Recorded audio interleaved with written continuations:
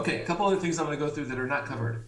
Any sort of employment-related practices, that's what it's called, is not insured under our E&O policy. So if you hire like an admin, if you're on a team and you have an administrator, somebody that you hire to do administrative work for you, and that person is employed by you, and you have them, for example, misclassified. Say this should be, they're deemed in the eyes of the law as an hourly employee that is entitled to certain, meal breaks, overtime pay, and you don't classify them as an hourly employee. You just have them on salary and they work for you from 8 to 5, and they're just what's called an exempt employee, meaning they don't get all those breaks.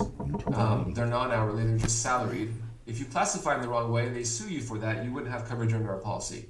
Or if you fire them for, they allege that you fired them because of their race or their gender or some other protected class, you wouldn't have coverage under this policy. So make sure if you're going to hire people, your employment practices are correct when it comes to them. Any failure to collect is not going to be covered under our policy. So I know recently, with all the changes that we've gone through, buyer representation agreements are now required. I believe Nevada has its own sort of language and form. I think we've given you some addendums and some language you can use. If you enter into a contract with a buyer, and you're supposed to do that now before you show them a property. If you enter into a contract with a buyer and you tell the buyer, hey, look, I'm gonna tell you in our contract that I'm charging you, let's say 2% of the sale price. That's what I'm gonna charge you, or I'm gonna charge you a flat fee of 20 grand, or whatever you decide to charge them. I'm also gonna tell you that I'm not gonna put it in the contract, but I'm gonna tell you now, or maybe you do put it in the contract. I'm gonna seek this compensation, my buyer agent compensation, from the listing agent. When we write our agreements, we're gonna write an agreement saying, okay, you're listing the house at $1 million. We'll pay you $999,000, and then you pay the compensation for my buyer's broker of 2%. The listing agent then takes that, could either accept or not accept or renegotiate something else. That's the world we live in now. That's fine. Say they say, I'm only going to pay you 1%. I'm going to pay your agent 1%. I'll accept your the price that you've put in, but I'm only going to pay your agent 1%. Your buyer says, okay, accept it. And then you tell your buyer, okay, we're going to accept it. Just to let you know, our buyer representation agreement says you're going to be on the hook for the other 1%, the balance of that. And your buyer says, nah, I'm not going to pay that. Like, it's all closed. We close escrow. You're looking for compensation from the buyer. And it's, we're talking, let's just say $10,000 here that you're seeking from the buyer. That's 1%, and they don't want to pay you. I'm giving you this example to tell you that our insurance company is not going to get involved in that sort of dispute. It's a failure to collect. It's a collection type issue. It's you have a contract with them. They will not get involved in that. There's other things we can do as a brokerage to maybe help or assist or work with you to try to seek that recovery, but we can't rely on our policy. Okay, any sort of investment advising services. So if you give any sort of investment advice, and I know our agents like to do that, we've had cases like that before. You tell your buyer client who is looking to flip properties and do all that stuff, if you buy this house at $500 and you redo the kitchen and the bathrooms, that'll probably cost you $100,000. But then you're $600,000 into it, but you can sell it at $800,000 because that's what the comps are. You give them this little scenario kind of thing. We've had agents do that. Buyer buys it, does the kitchen, blah blah blah. They don't end up selling it for what you say they would sell it for, if they do these things, and then that turns into a dispute, and they sue us for that. We will not receive E&O coverage when we are sued for giving any sort of investment advice. So you got to be very careful when you do that. And I know it's hard for an agent when they're speaking to a client to not want to engage in that sort of discussion, because they're relying on you. Like, how much do you think it would cost to redo these bathrooms? And what if I did this? And how much, blah, blah, blah. It's verbally having a discussion around that. I'm not saying don't have it. I'm saying, number one, don't put it in writing. Don't give any sort of investment advice in writing. Do the bathrooms, 500, 100,000, do this, do that, and then you sell it for this much. Don't do that little equation for them. That is not helpful. That is investment advice, or would be considered investment advice, and we wouldn't have coverage. So have a general conversation. This is the asking price. In my experience, if you were to invest some money, didn't say how much, some money into this property to redo the bathrooms and the kitchen, those are the most important features in my experience, you would be able to sell it in all likelihood for more than you bought it for.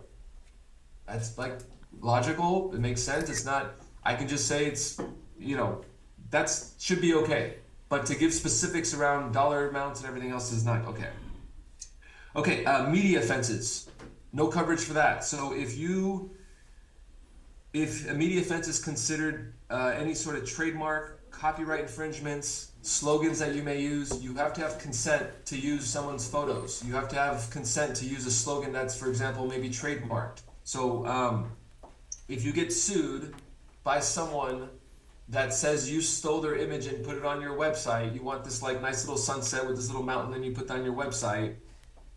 If someone says I own that image because you took it off who knows what other site, you just took it and copied it, or your web developers did that, or whoever's building your site does that, and you get a letter saying you violated the Copyright Act because this is my image and here's my copyright number for this image or something like that, we wouldn't have any coverage for that type of thing. Our insurance policy would not cover what's called a media offense. We did have an issue a few years ago with a slogan. We had an agent that was in California that was advertising herself as Agent 007. Agent 007, she had this website with a nice little silhouette of her instead of a gun in her hand, she had a key, one of those old school keys that you would just kind of straight with a couple prongs. And she was Agent 007. And we got a letter from Metro Goldwyn Mayer, the MGM Studios, wrote us a letter. The general counsel wrote a letter to me. He addressed it to Dear Mr. Mihai. I was pretty flattered that he kind of knew who I was because he's a big time attorney and I'm not. And he basically called out our agent. He cited images from her website. He cited MGM's ownership of 007. They have a trademark for that. And he wanted to pick a fight with us. And I quickly called the agent. I said, listen, you got to take this down. You do not own any rights to 007. So you can call yourself agent, you just can't call yourself 007. So we fixed that. It was all good, but we wouldn't have had coverage for that type of dispute if it came across. Okay, I'll give you two more examples and then we'll move on what's not covered, things you should not do. If you want to use images, I'm not saying you can't. You can go and there's public images. You could just Google free public images and there's domains that will have tons of images that you can just take. So go to those sites. If you're going to hire photographers that take photos, you should have a contract with them that says you have ownership of the photos that he takes. So if you want to put that house that you sold on your website to say these are all the recent sales I've done and here's an image of the houses, you should have ownership of those photos. If your seller takes photos for you and says, here are the photos of my house, you don't own those photos. They're just giving them to you, but if you want to then use them for advertising in the future, you have to get consent from that seller, otherwise they might have rights against you. So it's always good when you have a photographer, or just make sure it's very clear who has ownership of the photos. Okay, any activity that's not licensed. So they call it not licensed as required by law. So you are not licensed to give legal advice, tax advice, mortgage advice, medical advice, all these, anything that would require a license. Engineers require a license. Anything that requires a license and you give advice around that, you're not going to have coverage for. So we've had several suits like this where someone wants to give some probate advice. An agent wants to give oh yeah, you're in a dispute with your sister. Don't worry about it. It'll all get worked out. Let's just list the home. And then the sister comes in and says, no, I have rights to this house. I'm the trustee. You didn't know any of this stuff. And you told the other sister that she can list it with you, and then there's a big problem around it. So we want insurance coverage. We're not going to get it if the allegation is you gave legal advice when you shouldn't have. Okay, so you're only allowed to engage, and you're only going to have coverage for what your license allows. You have a real estate license. So if they need legal advice or something out of your realm that you think it's always best to tell them in writing, look, I think you really need a lawyer for this. I think you really need a tax professional to help you with this property exchange that you're trying to do here. Or I think you need a mortgage consultant for that, because they love to ask our agents mortgage advice. Things about, what if I did this type of loan or that type of loan. So be very careful not to put things in writing.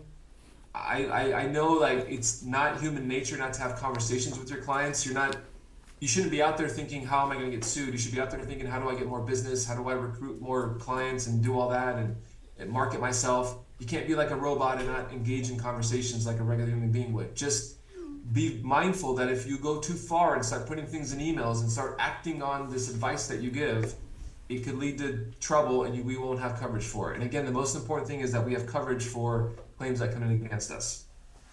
Okay, last one. Warranties and guarantees, they very clearly don't make any warranties and guarantees. I'm just gonna say that. Don't guarantee you're gonna sell their house at a certain price. Don't use the word guarantee, don't use the word warranty, don't do anything around that, no coverage for it. Property damage. This is another one like bodily injury where it's typically excluded. So if you go break stuff in the house, you know, insurance companies don't want to cover the fact that you broke something. Or maybe maybe a child was at an open house and the child knocks over grandma's, famous vase or something. Vase, I don't know. They knock it over and it's worth like 50 grand, and then you're like, how do we pay for that? It's not my fault. I was just holding an open house. I didn't even see the child do that. Nonetheless, there's property damage, and someone's gonna point the finger at somebody. So property damage is excluded from the majority of policies. We have paid extra to get our agents property damage, and it does happen. We do have instances of property damage, and that's covered. So rest assured, when something breaks, you can call on us and we can help you out. Okay, I want to give you guys one last thing. No, he'll Q&A when he's done. Get Alex. One last thing, yeah. I want to tell you guys some really cool things about our policy. I get so geeked out about these words that I read all day, and I have nobody to share it with. My wife doesn't like to listen to me talk, so I get you guys, and you guys have to listen to me talk because you're in that chair. So lucky me. Okay, a couple things that typically are not covered under policies that we paid a lot of extra money to get coverage for. They call this a lockbox event. So you have these little boxes on the door that helps people get in the house. Sometimes people get into houses for nefarious reasons. Their intention is not to go show the house and get a sale done. Their intention is maybe something else. They're there to steal something. They're there to whatever. So we have coverage for what's called a lockbox event. If somebody hacks into your lockbox or does it through consent, and then there's things missing from the house or damage to the house, or something burns while they're there, I don't know, so anything can happen. We have coverage for lockbox events. This is typically not covered, but we've gone out and got this kind of covered. So if somebody breaks into your lockbox, gets into the house through the lockbox or somehow, if they break into a window and it's like a criminal thing, then that's different. But if they get in through the lockbox with the key that's in the lockbox or the code that's there, we will have coverage for that. There is certain coverage for what's called a pollutant. Like, I don't like to use the word mold because I don't know what mold is. Experts are required to define what mold is and what mold looks like. You guys should never use the word mold either because you don't know what mold is unless you guys are certified in mold. And that's a very technical degree to get. Insurance company, they don't like cases involving mold. They don't, because it gets in the lungs. There's experts that testify. The child got the mold in the lungs because we sold them a house. We didn't disclose that there was mold. The life expectancy now goes from 72 to 52 because there's going to be mold in this child's lungs the whole time. Very expensive cases to litigate. We do have coverage for what's called pollutants now. So if there is an allegation after someone buys the house that mold is revealed, like they want to redo the baseboards and they see that, oh, I took the baseboards out, there's all these little black spots on the back of the baseboard because there might have been some water damage that led to mold. They do mold tests, they test the air quality, there's some sort of mold in there. I want you guys to know that there is some coverage for that. You're not expected to disclose mold. You shouldn't even use that word because it's difficult to get that type of coverage. I'd rather be in a world where the allegation against me is that I failed to disclose or I misrepresented, because then I got $2 million of coverage. If I'm in a world where they're saying we knew that there was mold and they're talking about mold, I have limited coverage for mold. I don't have $2 million in coverage for mold. I have about $250,000 of coverage for mold. So we don't want them turning the case into mold. Because we don't want to, don't use the word mold. If you see black spots or green spots or something that tells you that doesn't look right, just say what you see. Disclose what you see. Hey, I want to let you know, Mr. Seller, that when I did a walkthrough, I noticed some black spots or some green spots or just spots on the baseboard or on the cabinet or somewhere. I'm not sure what that is, because you don't know what that is. I'm not sure what that is, but I think we should disclose this. And that's what you should say. And that's all you should say. Don't say I saw mold, because you don't know if you saw mold. You don't know what the hell you're seeing. So unless you're certified in mold and you can detect that, then that's different. But I don't think any of our agents are. So just tell them what you see. Don't tell them what you think it is. That's very important. Okay. Fair housing. Okay, last one. Last one, I promise. Okay, Fair Housing Act discrimination liability coverage. typically insurance policies don't cover us if we decide to work with a seller that doesn't want to rent to a certain race or families or whatever, or doesn't want to sell their house to a certain age group or something. We paid extra to get coverage for any fair housing type claims. So if you're working with a landlord that wants you to lease their property, and we've had this happen several occasions, the landlord says, I don't want that type of person, and they tell you the race, or they tell you the gender, or they tell you the sexual orientation, or they tell you whatever protected class. I don't want that in my house. That's not good. You guys know that's not good, but that happens, and at times we'll see our agents kind of disregard the comment and continue to work with that landlord. Sometimes even indulge the landlord and say, okay, let's see what I can do. We get sued because the potential tenant feels they didn't get the house because they got wind that it's because of their race or their sexual orientation or their age or because they have kids, and then they sue. They sue the brokerage and they sue the landlord because they discriminate against them under the Fair Housing Act. We have coverage for that. That's all I'm trying to tell you guys. So we do have coverage for that. It's usually excluded. So that's a good sign. But you shouldn't be engaging in that type of conduct, obviously. Okay, I've gone for almost, I don't know how long, 45 minutes, an hour. Do you guys have any questions? Yeah, do you have a guys wanna couple, talk about anything? you have a couple of minutes, Alex, for 3 or 4 questions, if we have any? Sandy, did you have your hand up? Okay. Sure. Yeah, so Alex, you were talking about damage if you're doing an open house or something happens. What about if you're doing an open house or you have a buyer's agent come in and something gets stolen potentially, or the seller says, hey, I had a Birkin bag and now it's missing?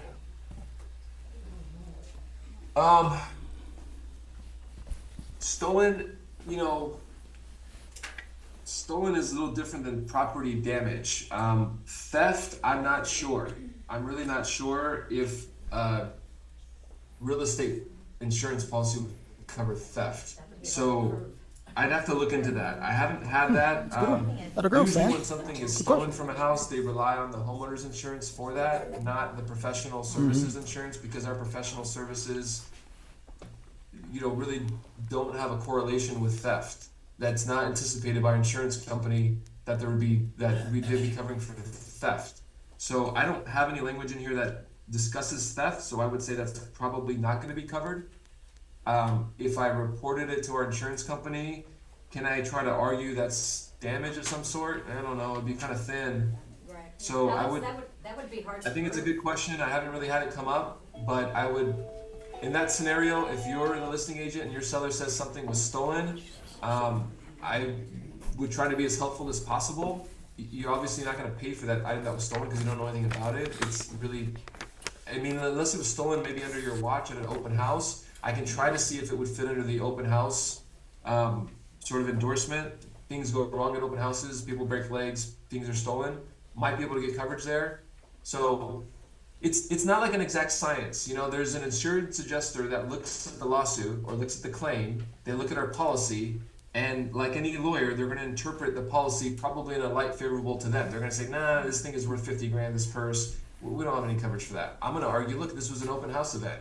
Assuming it's at an open house, because it could have been at some other point. Like maybe someone's touring somebody. Sorry. Maybe somebody is touring the house and you're not even there. And after that tour takes place, a couple days later, the homeowner realizes the purse is stolen. I would have to make arguments to get us coverage. I don't think it'd be a slam dunk that we'd have coverage for that. That's my most accurate answer I can give you. Okay. But I always argue for coverage. I'm always trying to get you guys to fall in the coverage world. And believe it or not, the insurance company's trying to kind of not get us coverage. They're not looking to just kind of pay out. And that's how it works with insurance companies. You guys might experience that with your car. You can get in a car wreck, and they're trying to nickel and dime you and say, your car's not worth 20 grand total. The total value, if it's total, is 10 grand. And then you just get into that little fight. So that's how it is with insurance companies. So I'd have to fight to say the stolen purse is covered under our policy. Probably an uphill battle for me. I'd probably say I have a 30% chance of winning that argument. Okay. That's fair. Well, Steph, go ahead, Steph. So you said when we use photos, we Google free public photos, and then photos come up on the internet. Can we use them? Do we have a proof that they are free then? You Google free public photos. Free public photos, but then everything comes up, and under the photo is something written, or you have to log into, I don't know. So free public photos, whatever. I think what Alex is saying, there's websites out there that have, mypexels.com, yeah, there's a ton of them. mypexels.com, P-E-X, ELS, E-L-S, yeah, .com. all free, royalty-free pictures. Exactly. Yes.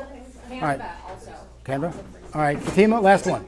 Good, Fatima, what do you got? You know, from a legal perspective, I would say whoever I don't think you guys are building your own websites. I know we have some vendors that help agents with websites and that kind of stuff. And not all of our agents want to use our vendors. With our vendors, we have contracts that, you know, discuss in their obligations to us to not, you know, commit copyright violations and not take images that they shouldn't be taking when they're building their websites. But if you decide to have your own company or have your own web developer, or maybe your son or daughter does websites, they can build websites. Not, you know, I don't know how to do it, but I understand that it can be done by, I think my 12-year-old could build a website. So, but my 12-year-old wouldn't know about copyright laws or trademark laws. So if you're gonna have your own person do that, and they're not like a family member, right? They're gonna do that, they're gonna charge you, let's say, $2,000 to build your website.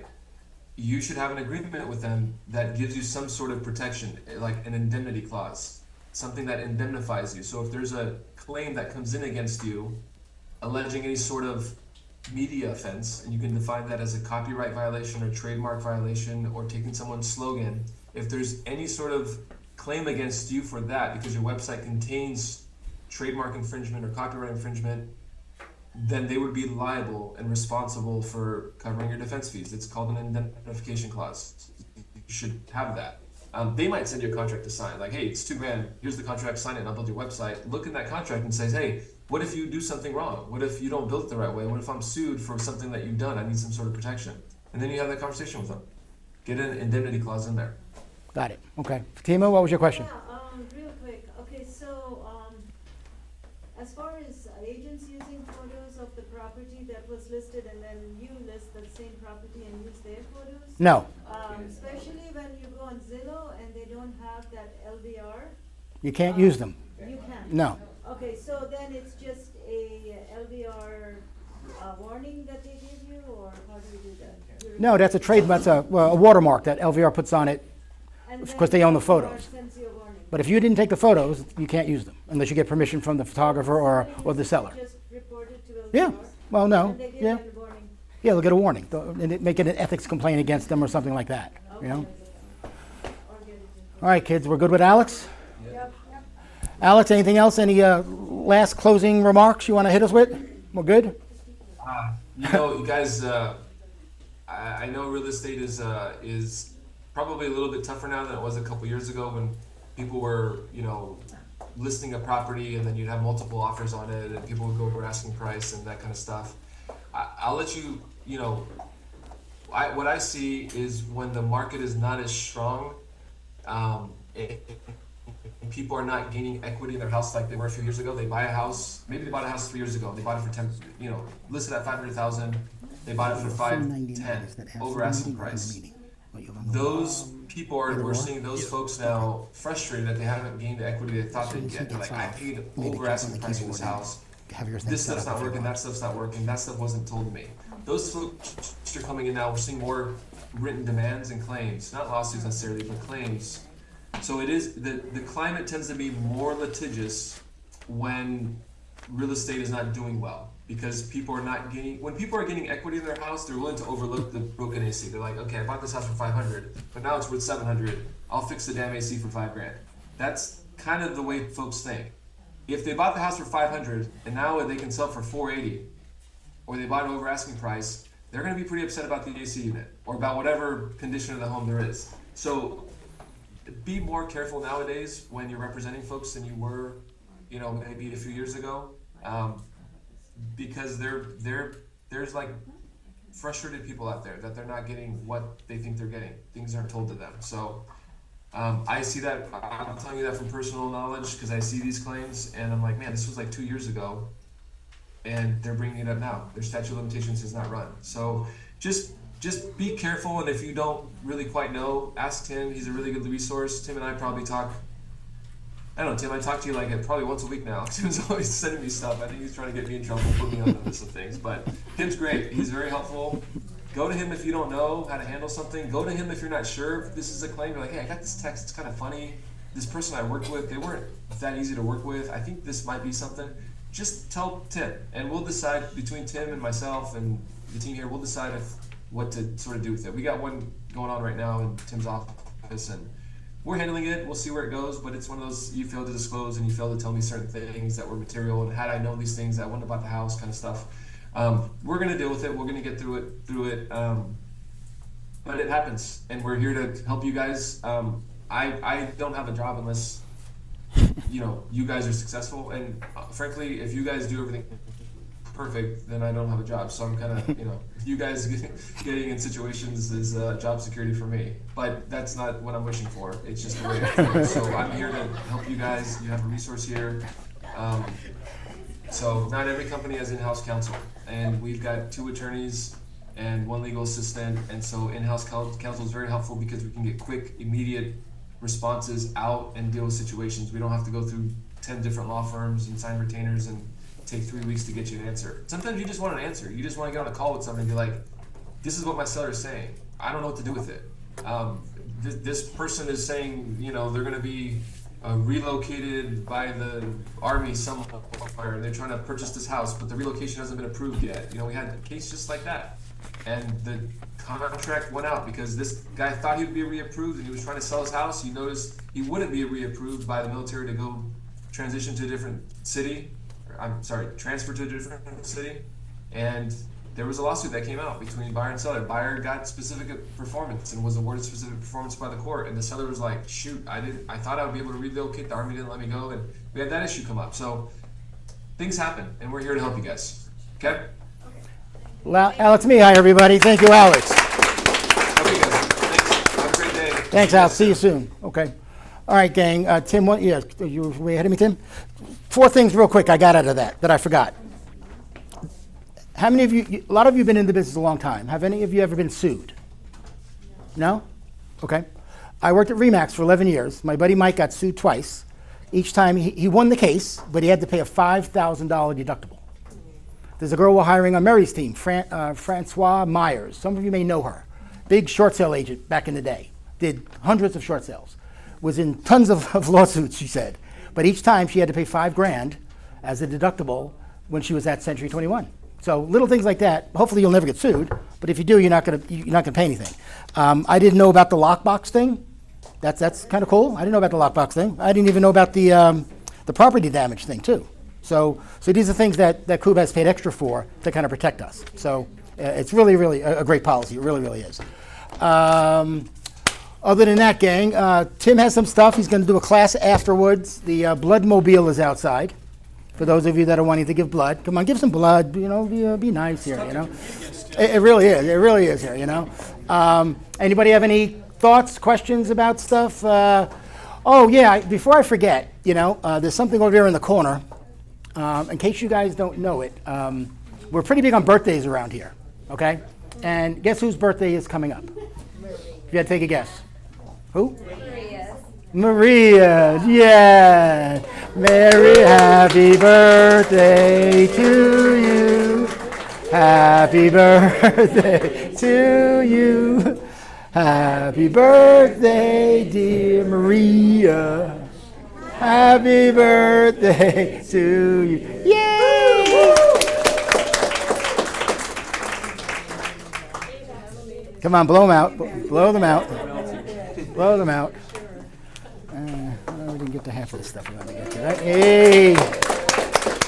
Very nice. Also, if any of you need headshots, our photographer guy, Sean Kenny, is here today and tomorrow. Okay. You can go talk to him. I think it's like $100, or he'll gladly charge you $500 for some other stuff, if you know what I mean. But I think he has a package for $99. That's pretty good. Anybody have any questions, thoughts, anything about anything? Sometimes the meetings go a little sideways with our speakers, as you can tell. So, Alex goes, Tim, I just need 20 minutes. 20 minutes is all I need. That's what he told me yesterday. And he talked for an hour. 1 minute. Yeah, pretty much. Yes. So, Tim Sams, tell him what you want to tell him. Thank you for the 1 clap. The 1 clap. Show of hands real quick. Who saw my post on the private Facebook group today? Okay, I gotta get better at that. We all have to get better at looking at that private Facebook group. Here's why. My class today, right after, is Google My Profile and Google My Business Setup. Of the list and of the names that I could read, there was 16 on the list. Gotta pick a winner. 4 I couldn't read, so 4 must be doctors in there. Let me see. But of the 16, only 5 people have a Google My Profile set up. Okay? So those 5 people might very well show up in a search, because people do 8.6 billion searches every day. That's 99,000 every second, according to ChatGPT. So why not create a revenue stream or another way of generating leads that's free? Hang out with me after the class, in between getting blood, go get blood, you might get dizzy. Come back, just hang out with me for 30 minutes if you want to learn how to set up the page. Real quick, Wendy's going to pick a winner from 1 to 17. Whoever got the brand new sweatshirt here. Look at this. Nice. Look at that baby. Look at that. I want that. I want this, you know? So pick a number. 9. Number 9. Who has the list? Suze? We have a 22 number here. Tim, do you have a picture of the list? It's partial. You have the top 9? We need number 9. Who's number 9? Number 9. Probably Anna again. This one that I can read. No, not you? Must be present? What if they left? Do we pick another number? No, hold on. Tim's got it, I think. Mike. In Sulaco? Sulaco. There he is. Winner. There you go. There you go, guys. All right, gang. So like I said, there's blood outside. We have some CE classes coming up. If you need anything, me and Wendy are always here, okay? So thank you for indulging today.